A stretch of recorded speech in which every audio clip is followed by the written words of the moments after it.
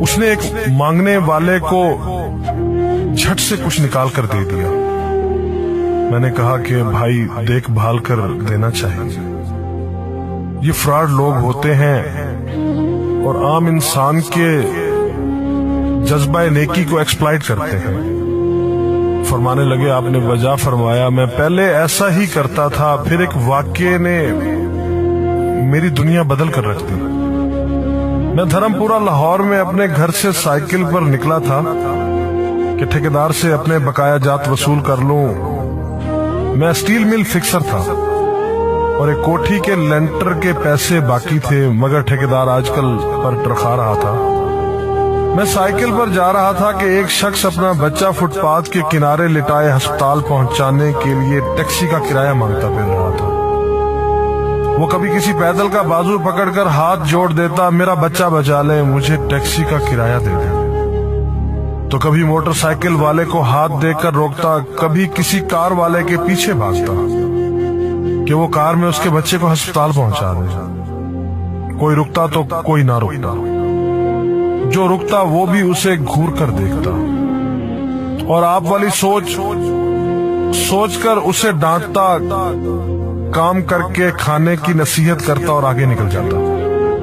میں جو cycle side پر روک کے ایک پاؤں زمین پر ٹیکے اس کا تماشا دیکھ رہا تھا، اچانک اس کی نظر مجھ پر بھی پڑی۔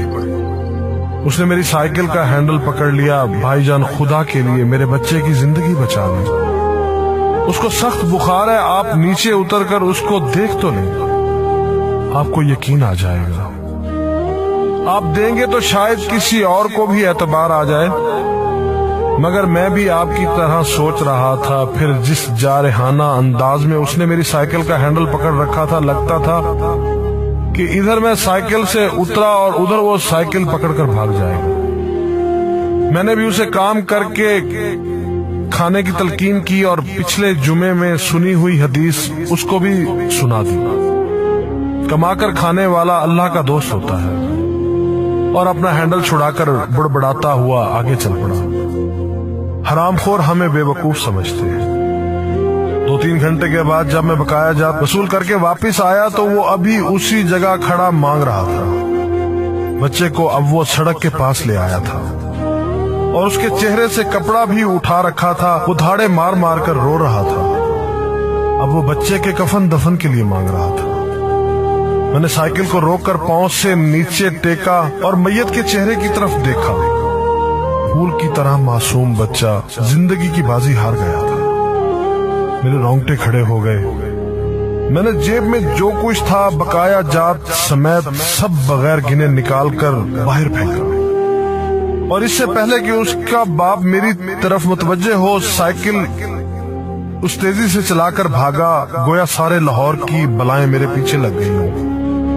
میں گھر پہنچا تو میرا برا حال تھا۔ تھوڑی دیر بعد مجھے بخار نے آ گھیرا۔ بخار بھی کچھ ایسا تھا گویا میرے سارے گناہوں کا کفارہ اسی بخار سے ہونا تھا۔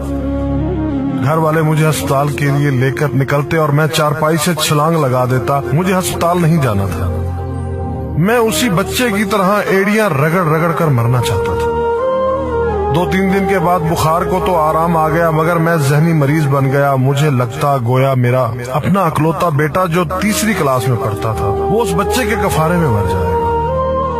میں نے بچے کا اسکول جانا بند کر دیا۔ بیوی کے بار بار اصرار کے باوجود میں بچے کو اسکول تو کیا دروازہ کھولنے بھی نہیں جانے دیتا تھا۔ 40 دن گزر گئے تھے اور بچے کا نام اسکول سے کٹ گیا تھا۔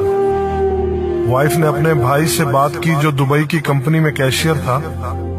اس نے مجھے باہر بلانے کے لیے پاسپورٹ بنانے کو کہا، مگر ایک تو میں شناختی کارڈ بھی پیسوں کے ساتھ نکال کر بچے کی میت پر پھینک آیا تھا، دوسرا میں خود بھی بچے کو اکیلا چھوڑ کر باہر نہیں جانا چاہتا تھا۔ وہ 40 دن قیامت کے 40 دن تھے۔ 40ویں دن 10 بجے کے لگ بھگ ہمارے گھر کا دروازہ بجا۔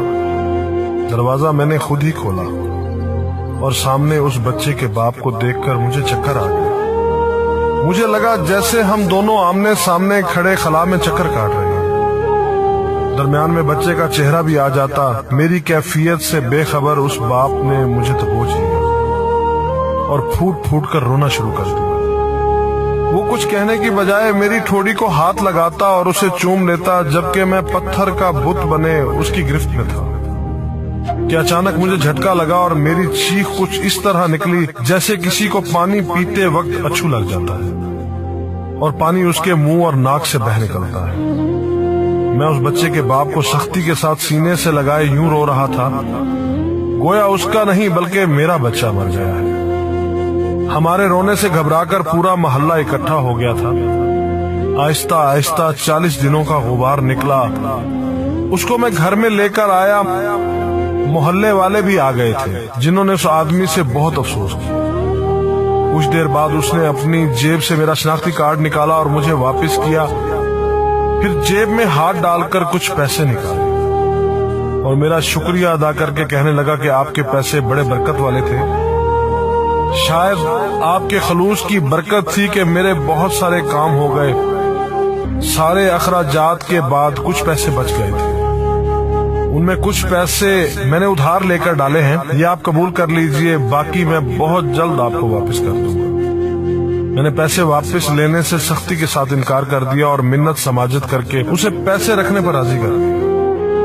اس کے بعد میں یہاں بطور اسٹیل فکسر آ گیا۔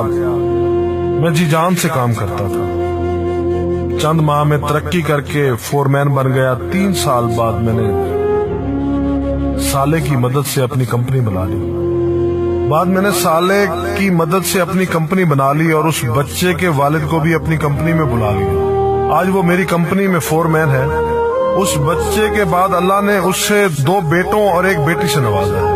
میں اسے آپ سے ملواؤں گا، مگر اسے سائیکل والا قصہ مت بیان کیجیے۔ وہ آج تک نہیں پہچانا کہ میری سائیکل روک کر اس نے مجھ سے سوال کیا تھا۔ وہ مجھے ولی اللہ سمجھتا ہے، جس نے اس بچے کی لاش دیکھ کر سب کچھ نکال کر دے دیا۔ قاری صاحب، اس دن کے بعد میں کسی کو خالی ہاتھ نہیں لوٹاتا۔ تھوڑا سا دینے سے نہ وہ امیر ہوتا ہے اور نہ میں غریب ہوتا ہوں۔ بس دل کو تسلی ہوتی ہے کہ میں اس بچے کا خون بہا ادا کر رہا ہوں۔ رہ گئی لوٹنے کی بات، تو قاری صاحب ہمیں کون نہیں لوٹتا؟